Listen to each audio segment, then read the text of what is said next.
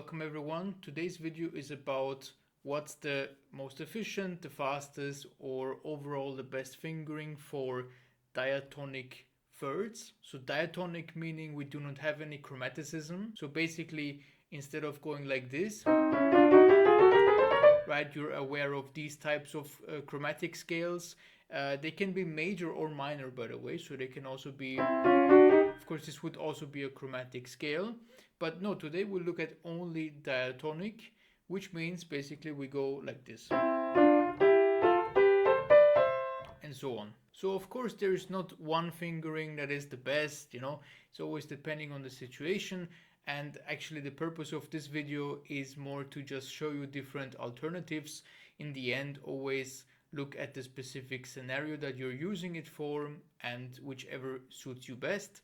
In the end, it's a subjective thing, so there is not one that is definitely better than the other, but still there are different ideas, and some ideas you might be familiar with and some you might not be familiar with. So that's the point of this video, and I would say we just jump right into it. So these diatonic scales in thirds, they appear sometimes in piano literature, not too often, but for example one good example would be in the Schumann toccata, right? And then it continues like that. So here you have diatonic scales, and the fingering suggested, at least in my Henley edition, was 1 3 2 4 1 3 2 4, and I think this is the most common fingering for diatonic scales. So 1 3 2 4 is, I think, the one that is obvious to most people. So let's just take a look at it. How does it work? Yeah, we do 1 3 and then 2 4, and then either we can do a bit of, so we can let go of the second finger and legato over like this. If it has to be very fast, or if it doesn't have to be connected, we would jump between the positions. So we have 1 and 3 and 2 and 4 in the same kind of position, and then the next. So they're like in groups of 2, 1 2 1 2. For the legato element, if it's necessary or not depends on the piece, depends on the passage, but I would say if you have to play legato, only focus really on the top being legato. In this case it would be 3 and 4 and then 3 and 4. Of course that doesn't mean you have to play the bottom staccato, but you can at least focus really on the top.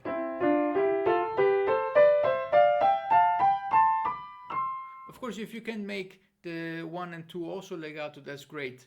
But it depends on the tempo. If you have fast tempo, it becomes more difficult to do all of them legato. By the way, I should say at this point, I do have a video out on double notes, just a general guide on double notes, thirds, and every kind of interval, how to practice them. You can click right here in the corner. It should be appearing right now. And you can learn more about how to play any kind of double notes faster. Okay, so that's the standard fingering, 1 3 2 4. How do we do it going down? For 2 4 1 3, right, we will start with 2 4. So this would be 2 4 on the C and E, and then 1 3.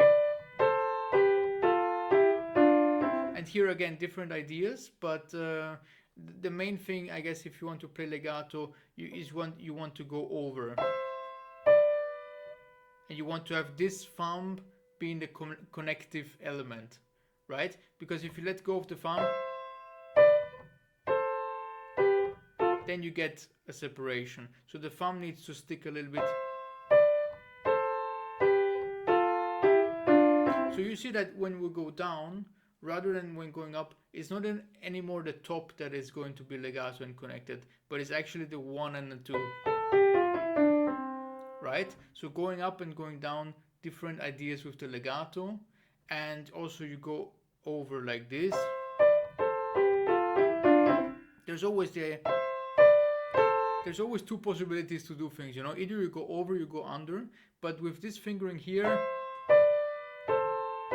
I really cannot suggest going under, so I would just do it in groups of 2 like before and use the thumb and second finger going down to achieve the legato if it's required. If it's not required, of course, you just do it in groups of 2. To be honest with you, I think also where I've seen this in Beethoven, I believe, is that it's just separate. It's like in groups of 2, you know, like this is under one bow, and then another, and then another, and then another. And this might be also the case in the piece you try to learn, that it's just grouped into. So it often doesn't even require to be legato start to finish. Okay, we have another of these types of fingerings grouped into 2. So it's the alternative to 1-3-2-4, and it's 1-5-2-4. So seems a bit counterintuitive at first, but I have to agree, after some time I get used to it, you know. And you can achieve similar speeds, I would say, with 1-5 and 2-4. The thing with 1-5 and 2-4 is you have to go a bit sideways with the wrist, or rather with the fingers here, you know, because you don't have enough space, I guess, for the longer fingers, so you need to go a bit sideways. And I think if executed well, it's a very legato solution, you know, it's very legato.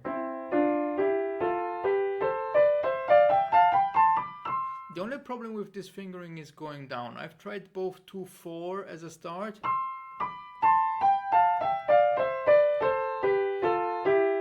I'm not satisfied with that at all. And 1-5 as a start. So it seems like both fingerings run into the problem that when you go down, you just cannot achieve this position very naturally if you try to legato. If you do it in groups, I guess it's maybe more achievable, but I don't recommend you use any of that going down. So going up, debatable, you know, good legato, but definitely not as fast as 1-3-2-4. I feel like that's very fast. Going down, it doesn't really work, so you probably have to resort to a different fingering. So we have 3 more fingerings to look at. The first one is, I think, more common in just chromatic thirds, and also shows similar ideas. So it would be 1-2, and then 1-3, 2-4, 3-5, and then you go over with 1 and 3. And then you're done here. So basically 1-2, I mean, you see it blended in below, but just one more time. 1-2, 1-3, 2-4, 3-5, and then 1-3, 2-4, 3-5, and of course again 1-2. So you always finish playing it, right? Like this. So you finish playing it. It's basically grouped into 1, 2, 3, 4, and then 1, 2, 3. And then 1, 2. So this is how it's grouped. It has definitely the advantage of being in a bigger grouping, so you don't have 2 + 2 + 2 groups. If you've seen my video on chromatic scales, just no thirds, but just simple scales, chromatic scales, you've probably seen that the bigger the grouping is, the easier it's to play it fast, right? Because we can make everything in one position and then we continue to the next, right? And it's a similar idea with this fingering here. But I have another fingering for you, which we will get to now, which I do believe is quite fast. It's very simple, and it doesn't offer the benefits from the one I showed you now. Basically, it's 1, 3, 2, 4, and then instead of going 1, 3 again, you go 3, 5, right? So the legato is a little bit out the window because you have to jump, right? If you're just looking for speed, I think this one's got to be probably the fastest one, because you can get really a lot of thirds done in very little time, but just having this position, right? 1, 3, 2, 4, and then 3, 5, and then 1, 3, 2, 4, 4, 5, 3, 5 at the end. It's debatable if it's as fast as the other ones, but I think it's probably the fastest one of what I'm gonna tell you today. And the last fingering I show you here is a little bit of a hybrid, because it's actually nice. You can use it also going down. So 1 2 1 3 2 4 3 5. And then instead of going 1 3 like the other one, you go 1 2. So you do the same thing twice.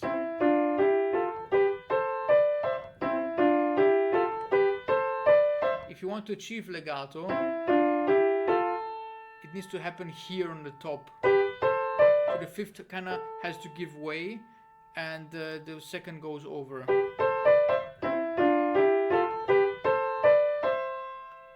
The good thing about this one is that you're already in the position to use the same fingering going down. I think that's the main advantage about this fingering. It's symmetrical. You can use it up and down with the same fingering, so you can get used to it. So as a summary or recap, if you can just group them in two, I would use 1 3 2 4 1 3 2 4.